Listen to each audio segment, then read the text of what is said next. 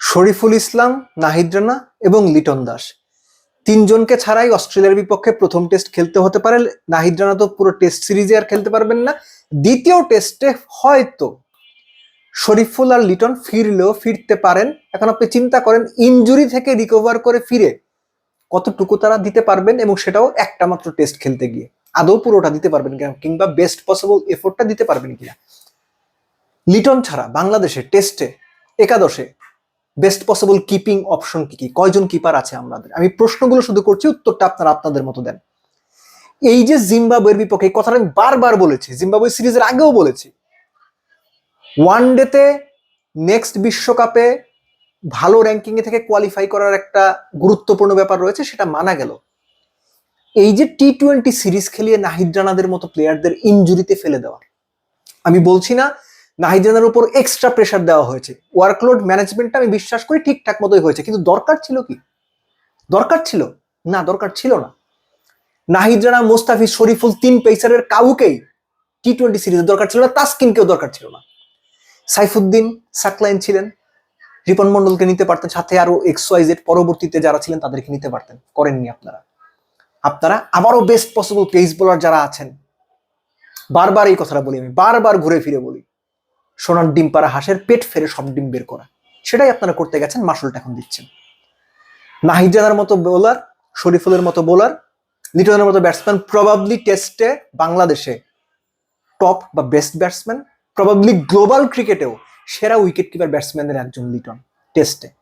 তাকে ছাড়াই খেলতে হতে পারে বা খেলতে হচ্ছে, কনফার্ম খেলতে হচ্ছে ফার্স্ট টেস্ট অস্ট্রেলিয়ার এগেনস্টে, যে অস্ট্রেলিয়া তাদের সম্ভাব্য বেস্ট পসিবল স্কোয়াড নিয়ে মাঠে নামবে।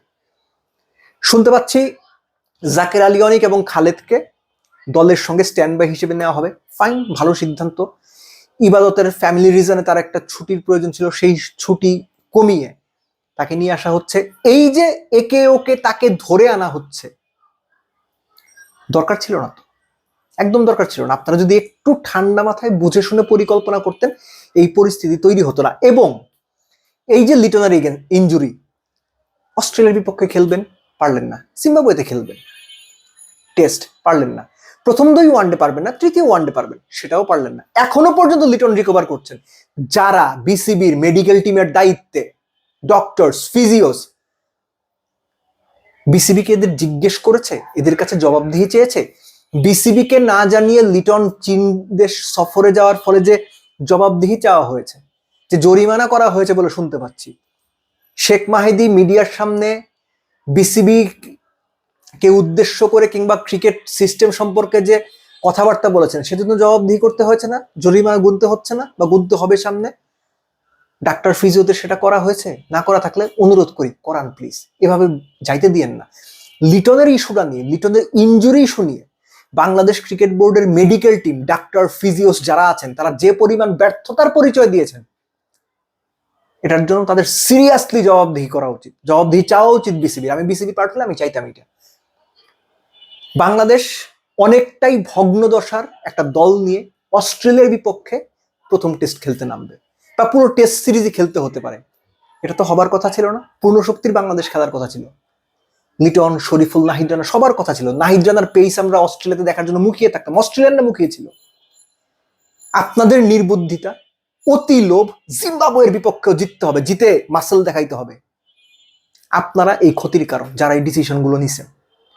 জিম্বাবুয়ের মতো দলের এগেনস্টে, আবারও বলছে, Zimbabwe, Australia, south Africa, India, England না, জিম্বাবুয়ের মতো দলের এগেনস্টে টি-20 সিরিজে স্পেসিফিক্যালি, যেখানে টি-20 নেক্সট বিশ্বকাপে সরাসরি কোয়ালিফাই করার কোনো তারাই নেই, কোনো ঘটনাই নেই, সেখানেও বাংলাদেশ বেস্ট পসিবল পেসারদের খেলিয়েছে, ইনজুরিতে ফেলেছে।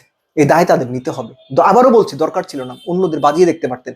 ওয়ানডে হারছেন সিরিজ, টেস্ট সিরিজ হারছেন, টি-20 সিরিজ হারলে কি হইতো? বাংলাদেশ ক্রিকেট শেষ হয়ে যেত না, বরং রিপন মন্ডল, সাকলাইনদের আরো ভালোভাবে দেখার সুযোগ হইতো 3 ম্যাচে।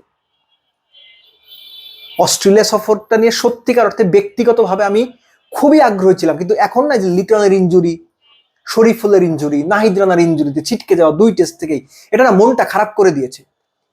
আমি বুঝতাম তারা বড় কোনো টিমের সাথে খেলতে গিয়ে ইনজুর্ড হয়েছেন, মানতে পারতাম, কিন্তু জিম্বাবুয়ের সঙ্গে ক্রিকেট ম্যানেজমেন্ট তাদের খেলিয়ে যে নির্বুদ্ধিতার পরিচয় দিয়েছে, সেটা আসলে সত্যিকার অর্থে মন খারাপের কারণ, রাগের কারণ, ক্ষোভের কারণ, কেননা এই ধরনের ঘটনা গত 10, 12, 15 বছর ধরে আমি দেখে আসছি, হয়তোবা আপনারাও দেখছেন।